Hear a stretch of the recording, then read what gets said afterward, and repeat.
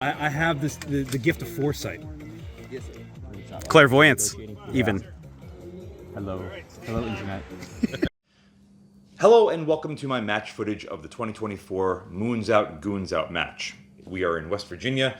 If it looks like I haven't slept in 72 hours, it's because I haven't. I'm actually filming this at the end of the match because I didn't have the time to do anything prior to the match. I also didn't have a lot of time to do a lot of things prior to the match, which we will be talking about right now. This is a quick overview of all of my gear that I use, or most of the gear that would be relevant to this channel that I'm going to be using in this match. We're actually technically I have already used in this match, and I just wanted to go over it before the actual match and talk about the match with you guys right here, right now. If you don't want to listen to me do this and you just want to watch the match, use the timestamps below to go to the first stage. As far as what I'm going to be running, Gen 3 PVS 14, I don't have any specs on this. I don't know who made this. I know I could look inside. I don't care to do so right now. It's green phos. I want white phos, but beggars can't be choosers. As far as what you see on the back, this Grec X recording rig is exactly that. I'm going to be recording all of my stages passively through this monocle. It does obscure a lot of the view looking through it. However, I find that you only really notice it when you're just walking about, not doing anything high stress. When during matches, when the beep goes beep, you don't really notice it, or at least I don't really notice it anywhere near as much.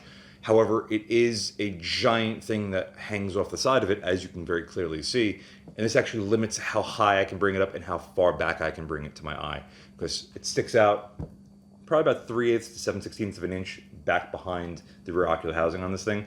And it can, and it does get in the way, which is not something that I'm very happy with. But the things I do for you is mostly be uncomfortable, because this match had some weather. It had some weather. The first night, as you will very soon find out, ended in a very wet note. And last night, the final night, was very cold and windy. That's about it for my PVS 14.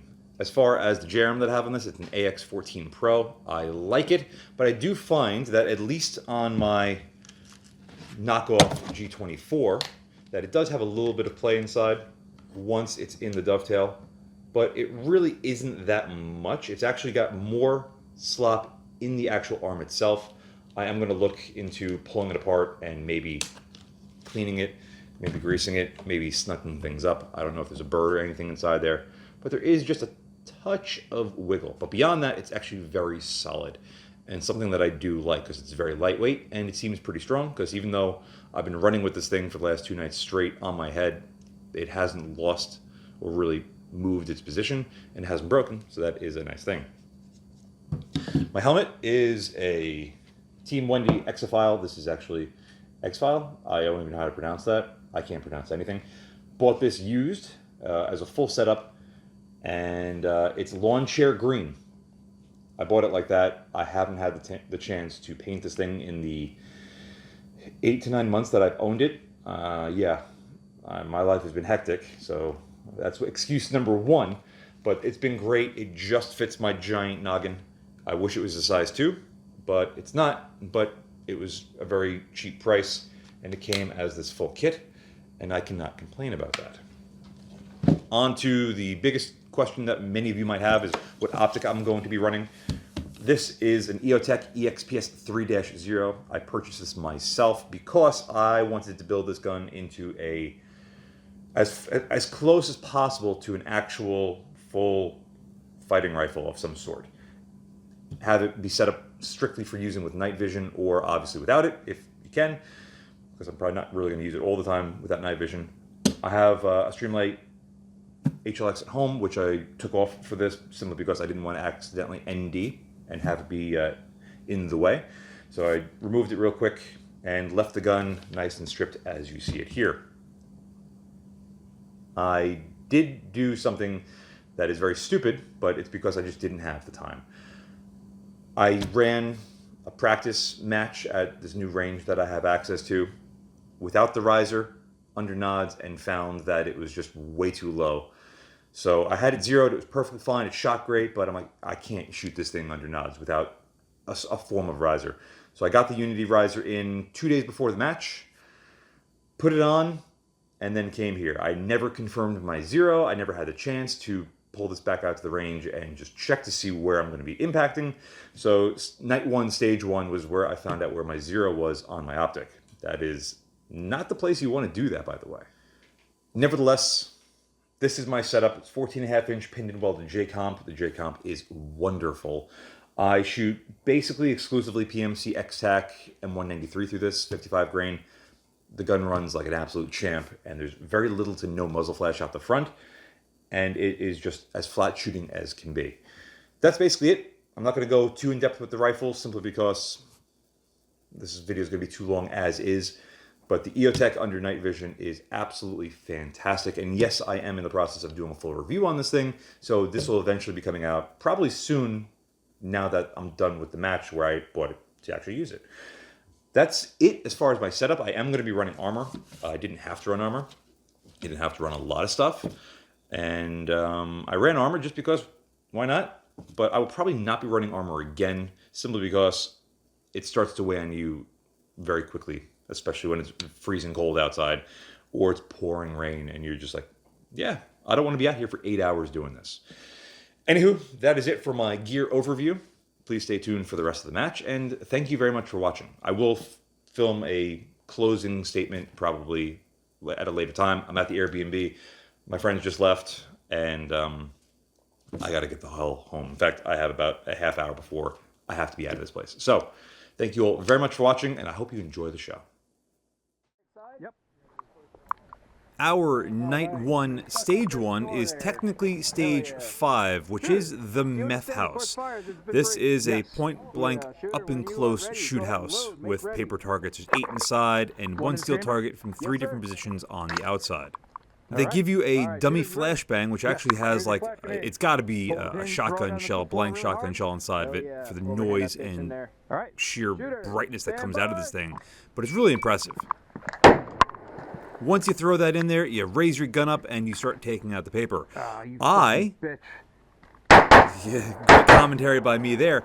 I had made sure that my illumination was at the proper brightness outside, but I did not realize that they had IR lights in here, and thus it washed it out and was too dull.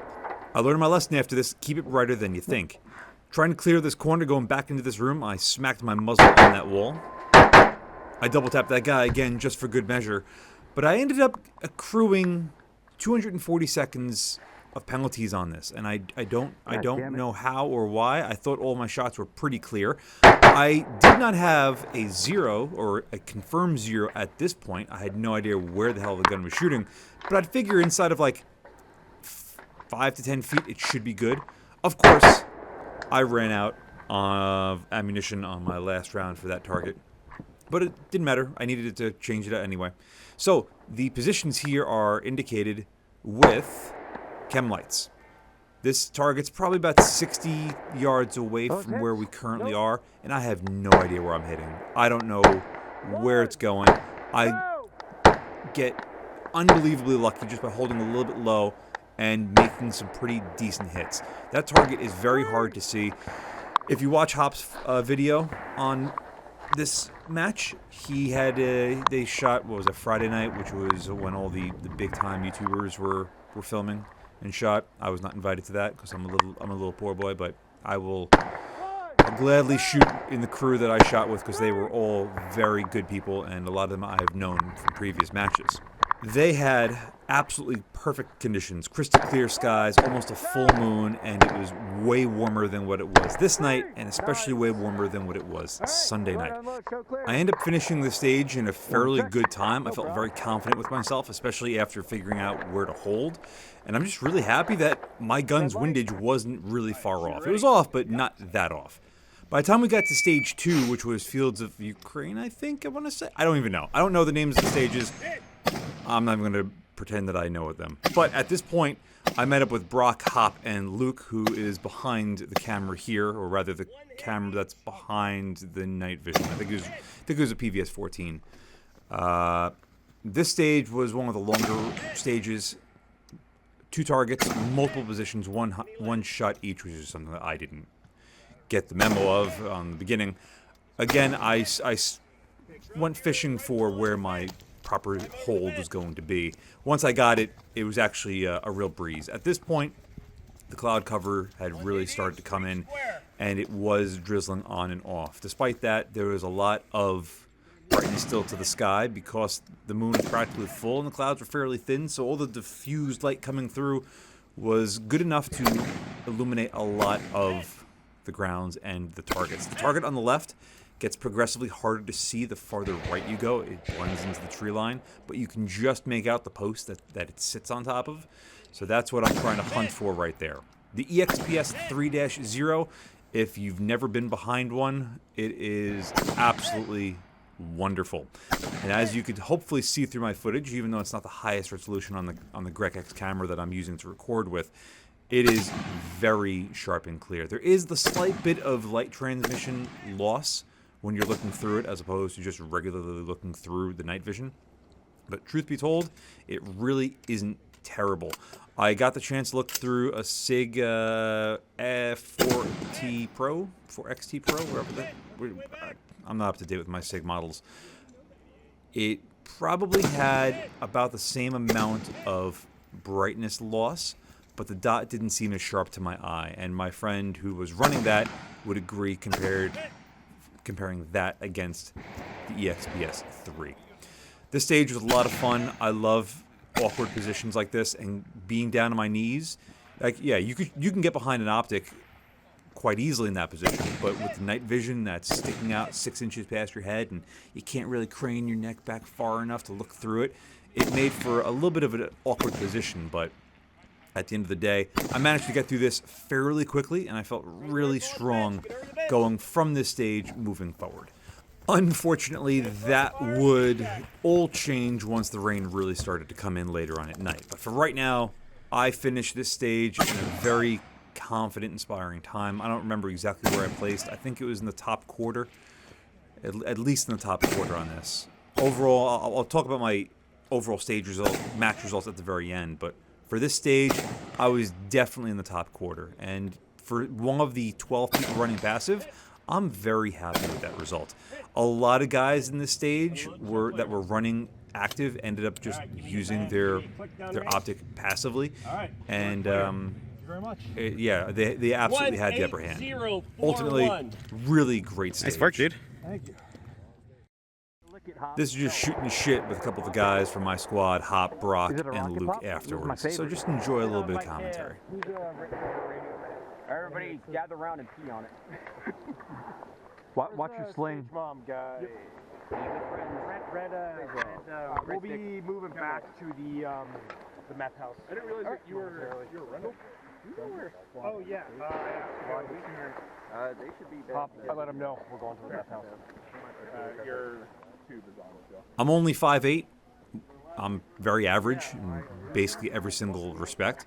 Brock is at least 3 to 4 inches taller than me, and Hop is like an extra 5 or 6 inches taller than him. He is an absolute giant. Even tries to get the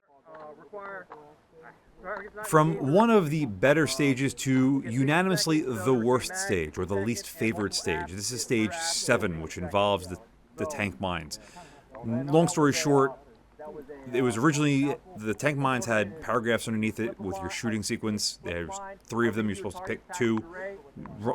One, run your course of fire, come back, flip another, and do your course of fire.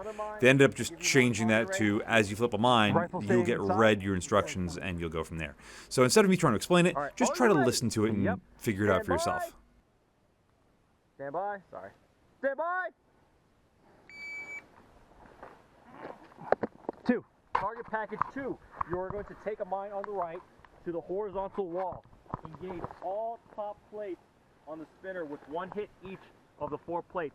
No requirement to spin the spinner. Engage the popper and then engage the 1/3 silhouette, but you have to drop your mag first before the 1/3 silhouette. It's a high value target. You must engage the target left to right. Left to right. Horizontal. I'd imagine that was great training for military. You know, it's late, you're tired, you're cold, you're hungry, you've been wearing your armor for like the last 6 hours, and you're just like, I'm just done. And then you get spewed all this information. It's like, I have to do what now? It's fantastic training. I also learned a very valuable lesson. Do not load your magazines to full capacity. 30-round mags, I'll load them to 30 rounds. What could be bad? When it goes clicking, because it's not fully seated somehow, because the bolt was completely closed, I didn't leave it open, and then I opened the bolt and I put the mag in, and then the bolt doesn't strip the top round.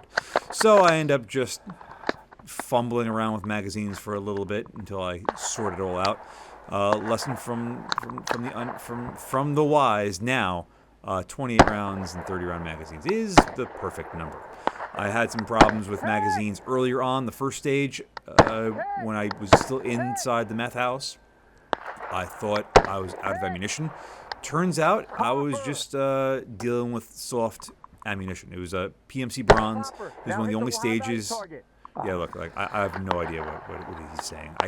You can barely make out the targets. It's really dark back here. I'm getting penalties like crazy. Where's the popper? It's on your left. I'll pimp you. It's on your left. Just a nightmare of a stage. Anyway, it ended up happening. What had actually happened was the PMC bronze just didn't cycle the gun all the way.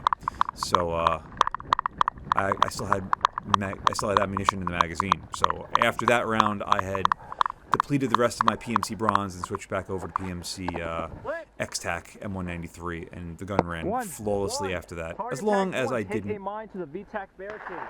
Engage all bottom plates of the spinner with one hit each. 4 plates. No requirement to spin. Then engage a popper. You will drop your mag and shoot the high value target at the 1/3 silhouette. I have a lot of respect for this RSO because he had to repeat all these prompts for 2 nights. So kudos to him. Through the bottom? It was definitely not easy. I thought he said through the bottom of the VTAC. He's like, no, you just have to be touching the VTAC. I'm like, all right. But anyway, M193 gun ran flawlessly after that, as long as the magazines weren't overloaded. So, just good to note.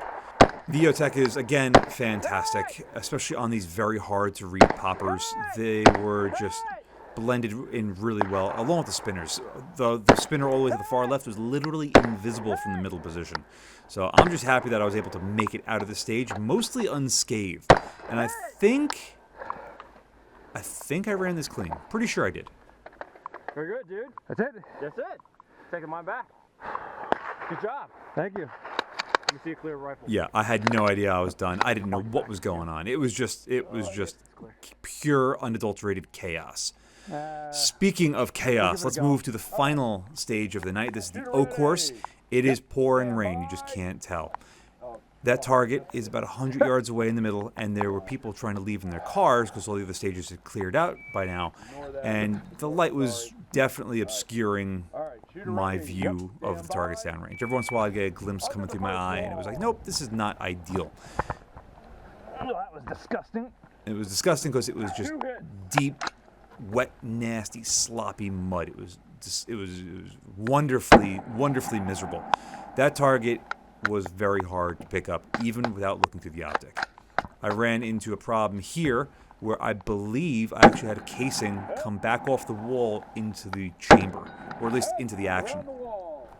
Shooter previous to me had that exact same thing happen, but it was so bad that it completely jammed up his gun. He had to strip it down to clear the jam. So he got a mulligan on that and shot again after me, and then he just cleaned up because he's a monster of a shooter. Anyway, shooting passively here with no moon, very cloudy skies, and lots of rain was a challenge to say the least. I'm still happy to say that I got farther than a lot of people running active, but still, if it was a clear night, if it was a clear skies like what we had on Sunday night, I would have absolutely done better here. Once I found out where I had to hold, it wasn't so bad, but it was just trying to figure out where the target was every single time I'd move. Especially once you start moving laterally, that target just moves on the dirt berm and the gravel floor a little bit, and you really start losing it after a while because the target's also remaining stationary. It's not turning with you, so the profile's getting a little bit slimmer every single time. bang, got that high value target with ease. Unfortunately, that was one of the very few ones that I've got. The oak course was probably my favorite stage. I keep on going back and forth with what was my ultimate favorite, but I really liked how much movement was involved in this. I really like all those high-value targets to really emphasize on precision and accuracy. More often than not, in a lot of matches that I partake in, it's all about just making the hit and getting on with it. Like USPCA, oh, a fast C is better than a slow A. I get that concept, but like, really reinforce accuracy and precision. Not many matches do that. So being forced to do that here multiple times was a lot of fun. I ended up just yanking this one off faster, realizing that if I spent too much time on the high value targets, I'd be losing time taking shots at more targets down the line. I figured if I miss the high value target, yeah, it's plus 60 seconds, but if I don't engage a target at all, it's still plus 60 seconds. So just move quickly and hopefully get through as much of the stage as possible. Going through the tube wasn't terrible. I had taken the magazine out and held it in my support hand, but the tube at this point was nasty. It was covered in mud. It was just crunchy. A little hard to hear there through the microphone that's on the camera, but that magazine did not go in very well. It was covered in mud. I'm amazed that it even locked in and then continued to cycle after that. I was really expecting it to just mouth, but I got through it fairly unscathed yet again. But at this point, I'm having a hard time seeing that target. There's a little tree to the left. It's just horrible conditions. I'm coming up with every single excuse. I didn't have a good zero. I'm running passive. There was no ambient light. I'm running a Gen 3 tube, but I have no idea what the specs are. Every other tube that I looked through at the match was better looking than mine. So maybe it's not even a Gen 3. I don't know. All I know is I need white phos binos, and I need to sell a kidney or two to get it. That's all I know. I end up parring out on this stage, which you will hear the beep very, very soon. And was I disappointed? No, I was not, because my friend that I was running in the same team with, the same squad, was also running passive. We basically ended at the exact same spot. So being able to run neck and neck with my good buddy was all that I could ever hope for. Muzzle blast so loud I had a hard time hearing it. All right. I was one of the very few people not running suppressed. Coming from New York with a semi-auto is hard enough, but everyone's running suppressors, and I'm running a J-comp on a 14.5-inch barrel. And a lot of people were saying, oh, it really hurt my teeth being next to you. I'm like, I'm sorry. But I'll tell you, it's really, really effective at keeping the muzzle flat. Night 2, stage 1, and this is actually stage 1. This stage eats my lunch for this one position. Looking through this little port on the side and having a very high height over bore axis with my optic, I'm running absolute mount, so it was at 2.23, 2.26. I got to confirm that, but that mixed in with my lack of a good zero and not being able to look through it and feeling just really just blah about this. I'm like, I'm gonna par out immediately. I take a couple of shots, as you can see, more than a couple of shots, and I decide, let me change my position. Let me try something different. Watch my potty mouth. I'm a New Yorker at heart, so mostly every other word that comes out of my mouth is a curse. Once I realized that I was in the wrong position because I'm frazzled, I can see through it a little bit better, but I cannot make out my splash. I cannot make out my misses.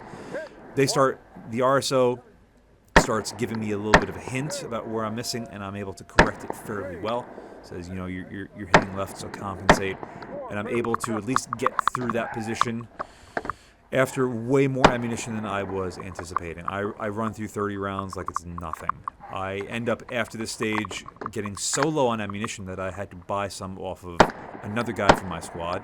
Marcus, thank you very much if you're watching this. You really did save my ass, because I would not have had enough ammunition to complete the match. They said bring 250 rounds. I brought like 340, and I would have absolutely run out if it wasn't for him. So, thank you very much again. So you start one VTEC barricade, you finish the course of fire, which is 2 ports and a step, 3 times, or 2 times once on each target, twice, so 4 shots from each position. And you run from one VTEC barricade to the other and then back. I clear up this section fairly quickly. As you could probably tell, the moon was very full, very bright, very high in the sky, and there was no cloud cover. So night 2 for us was much better, but it was very cold. It was about 32 degrees, and the wind was sustained around 15 miles an hour with about 30 mile an hour gusts. It was very cold. Despite the fact I was wearing multiple layers, once you're standing still for more than 10 minutes, you just start getting real cold real quick. I finally finish up on this side of the VTEC barricade, and I get back to the other side, but at this point, I know I'm pressed for time. So I just go as fast as I can, but I knew I was going to pump out well before I even got close to it. But I still put my best foot forward, and tonight I started sprinting because I could actually see a little bit better with my non-shooting eye. I could easily see what was going around with just the ambient light from the moon, which was awesome. Again, this is what everyone was shooting. This is very similar conditions to what people were shooting with on Friday night. Man, I really wish I shot that oak course with the moon out. It would have been so much better. So much better. But it would have been so much better if I could actually shoot. So, yeah, there's always that.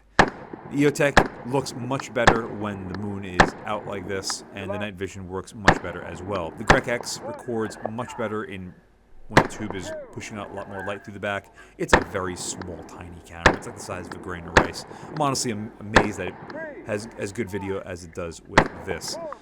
I'm on the last position, and I think I'm going to get it, and I just don't. It's like, I needed another 20 seconds. I don't would have gotten that. If I had changed my position from the first VTEC barricade sooner, I would have cleaned this stage up, and it would have been... I would have felt much better. But starting my night off like this was not my idea of a good time.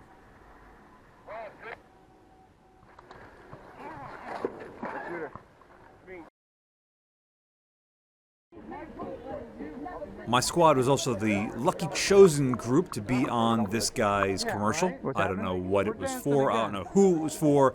But they said, we just want you dancing while we film for a commercial. And we're like, okay.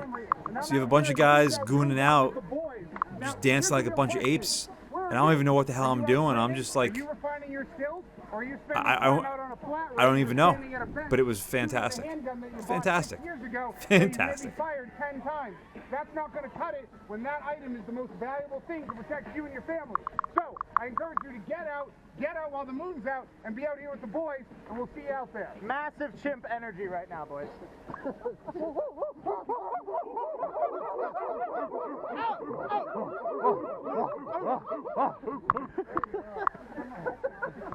And cut. One more time.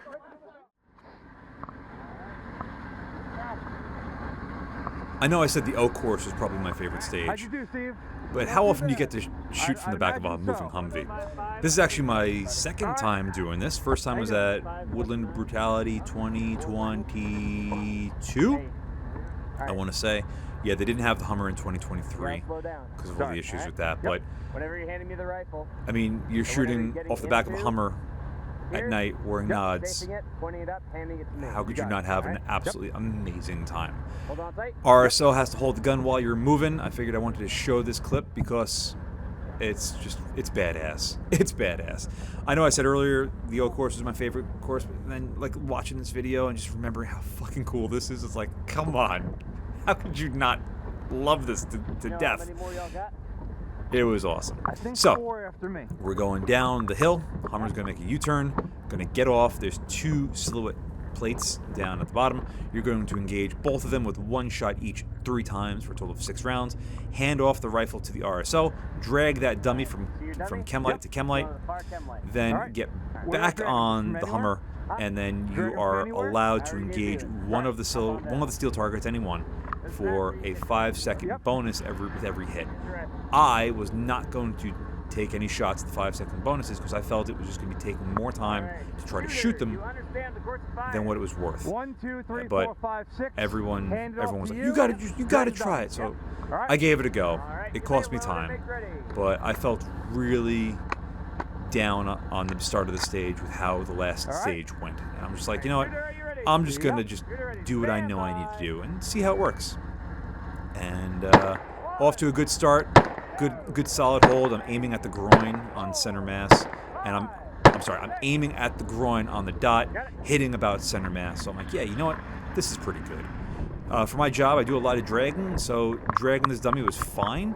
I just lost where I had to go. I was going way farther left than I thought I needed to go, and I couldn't see the chem light with my unexposed eye, so it was a little bit more of a pain in the balls for that. But got him over there. I start hopping my feet along a little more in this stage. I'm feeling pretty good. I got level 4 plates on, so with all my gear, probably about 15 pounds on my shoulders. Not terrible, but far from a lightweight chest rig. Yep. Looking back at it now, if I had just told him I don't want to engage these, I don't know if they would have sped the Hummer up to get to the top of the hill sooner or later. But I figured, let me give it a couple of shots. Nope, I'm good. I gave it 4 shots. Told him I'm good. I do an admin reload here before I hand it off to him, and we just go up and out into the next bay. So you go back up and over to the main road, and then there are 3 bays with 2 poppers each. They told us that we had to knock them down. So I'm like, all right, I'm probably going to leave a couple up, and then after that, the Hummer's going to come to a stop. You run to a VTAC barricade. There's 3. You got to shoot from 3 positions on 1 steel target 4 times each. Going up to the first bay, I knocked the first one down real quick. The second one, I'm like, okay, that one went down pretty good. I'm just being mindful of my ammunition at this point because I don't want to have to change mags. Trying to make some accurate shots. That one went down with ease. And I'm like, oh, that was pretty good. Oh, there's the other one.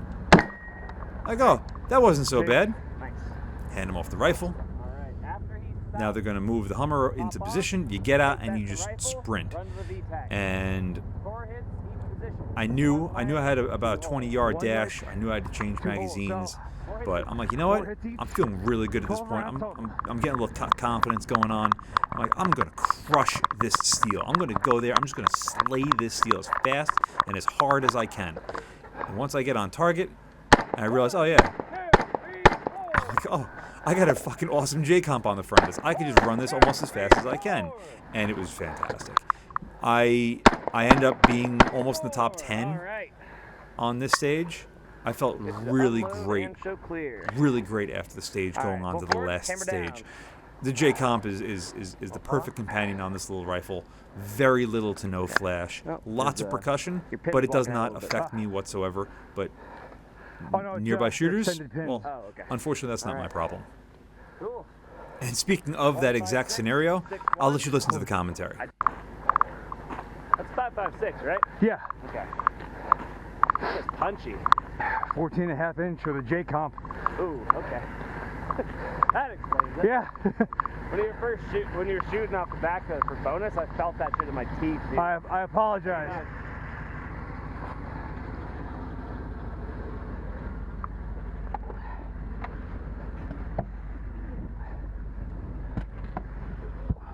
One 5.6 clean. Second to last stage, Good to go. you have to run to a downed dummy, put on a tourniquet, grab their gun and their ammo, and shoot their regular M4 with iron sights through a kill house. Get there, Left leg. they tell you where it is, you got to go do it, and once they clear saying the blood has stopped, then you can advance from there. I have a lot of experience putting tourniquets on, so for me the tourniquet was 1, 2, 3. Taking the M4 was easy. Figuring out where the magazine was for the M4 was challenging because I thought it was in the same pocket. Like an idiot, it was in the opposite pocket. But again, it's like 2:30 at night, so I had that as an excuse. But get into position real quick, and well, I don't have to tell you about it. You're going to see how this goes. It took me longer to find the magazine and get the gun off him than it took me to get the tourniquet on him in position. Once you get up to the doorway threshold, you can load the gun and get hot and start shooting. Clear that one real easy. I'm like, oh, I got this. Get into position over here. 1, 2. Oh, I'm like, oh, I got this. I'm going to crush this stage. And then I come here.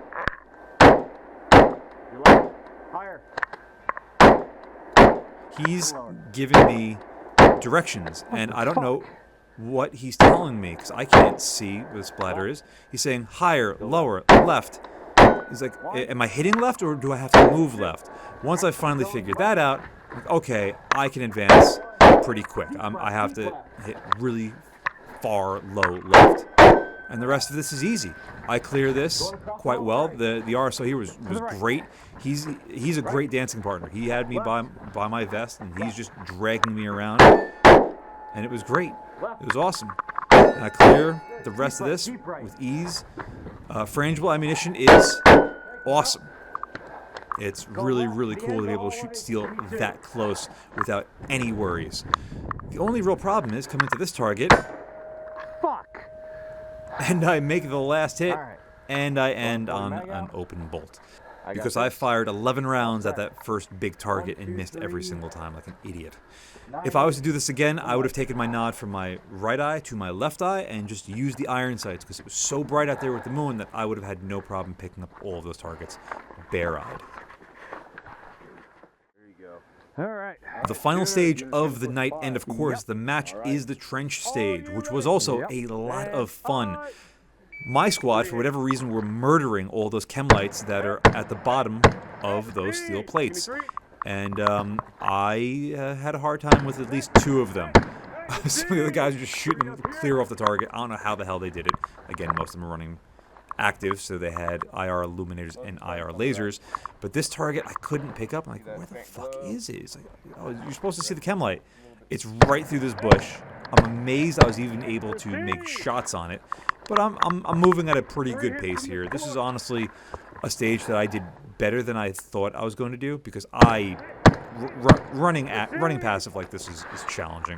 Also, my J-comp finally started to be a hindrance here because every time I squeezed the trigger under these little hoods, I'd get so much dirt and rocks kicked up into my face and my mouth that I had to squint a couple of times really hard to try to get the dust and rocks out. It was really nasty. I also ingested a couple of small rocks, but that's besides the point. Getting into the last position here before moving back, going back to where we started, this target was a little bit of a pain in the balls to find. I mean, most of them were a little bit of a pain in the balls, but RSOs here were great. It's not a humiliation match where it's like, oh, well, you missed that? You couldn't shoot that? Oh, well, that's on you.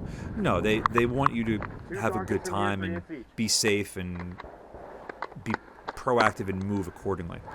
And they did an absolute sensational job here. All the RSOs were fantastic. I had no complaints, and no one that I talked to the entire match, both during and after, had any complaints as well.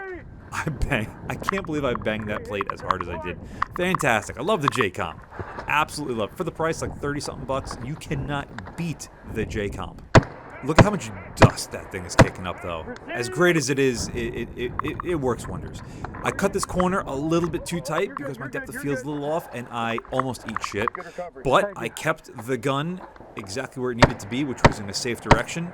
Fingers off the trigger, of course, and every time I'm transitioning between positions, I am putting the gun on safe. Because I do not want to be that guy that actually accidentally NDs into the ground or into his foot.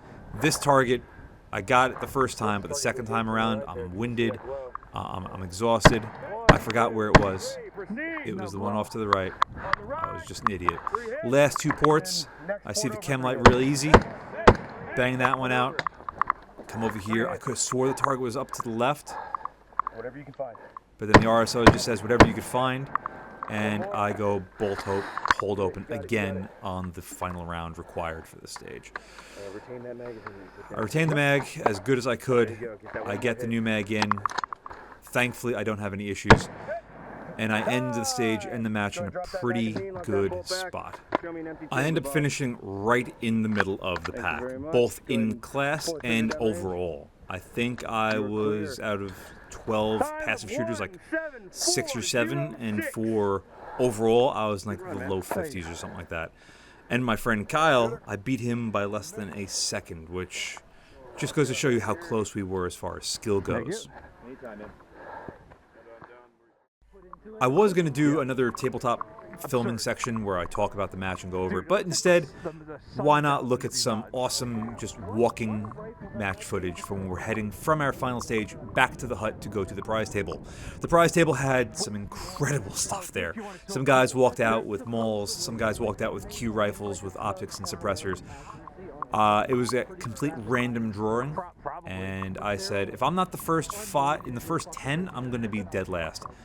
I was second from last, but I still managed to walk out with a $200 pair of Solomon tactical boots, which are awesome, but they're a size 10, I'm a size 11, so they didn't even fit.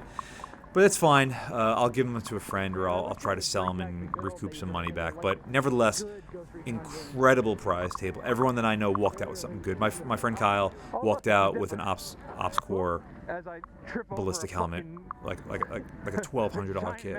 I'm like, that's great. Good for you, Kyle. Good for you, Kyle. Seriously, that was phenomenal. We were actually talking about that the night before, about how he wanted to get a ballistic helmet. So there you go. I hope you enjoy it. I hope it fits. But the match was sensational. Everything was awesome. The stages were awesome. The RSOs were awesome. The people were awesome. The vendors were awesome. The facility, Echo Valley Training Center, is awesome.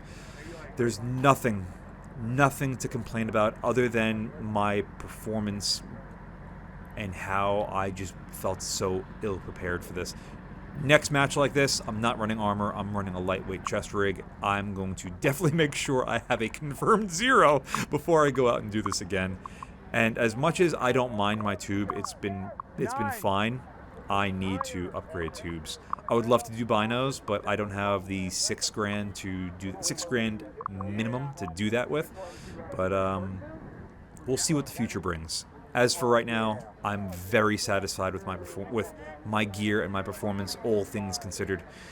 And there's not a single person I talked to that was disappointed with this match. So, whoever's watching this, from whoever actually put this on, thank you so much for doing so. I really hope this becomes much more commonplace. I will absolutely be attending this again in the future, bar none. Anyway, thank you all very much for watching. And as always, see you again next time. And a huge thank you to my Patreon providers and my Subscribe Star subscribers. Without you, this truly wouldn't be possible. If you'd like to support my channel but don't want to join either of those, I completely understand. But you could still help by using my affiliate links in the description below, and or like, share, and subscribe as always. Again, thank you very much.